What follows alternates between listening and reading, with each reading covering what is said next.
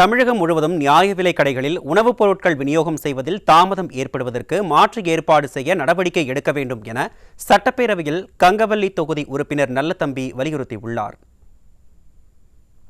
மாண்புமிகு புரட்சித் தமிழர் ஐயா எடப்பாடியாரை வணங்கி சேலம் மாவட்டம் கெங்கவல்லி தொகுதிக்கு உட்பட்ட கோவிந்தம்பாளையம் கிராமத்திற்கு நேரடி நெல் கொள்முதல் நிலையம் ஒன்று கேள்வி கேட்டிருந்தேன்.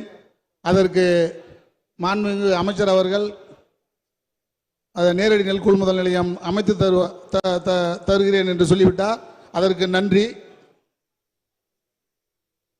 மாண்புமிகு பேரவைத் தலைவர்களே, தமிழ்நாடு முழுவதும் தற்போது சோதனை அடிப்படையில் POS மிஷினுடன் கணினி எடை தராசு ப்ளூத் மூலமாக இணைக்கப்பட்டுள்ளது. இந்த நடைமுறையால் பொதுமக்கள் கைரேகை வைத்து பின்புதான் அவர்களுக்கான பொருட்களின் அளவை எடை தராசியில் வைத்த பிறகு பில் போட்டு பணம் பெற்றுக்கொள்ளும் சூழ்நிலை உள்ளதால் ஒரு நாளைக்கு தோராயமாக 25 பில் மட்டுமே போடப்படுவதால் நேரம் காலதாமதம் ஏற்பட்டு பொதுமக்கள் நீண்ட நேரம் காத்திருக்கும் சூழ்நிலை உள்ளது.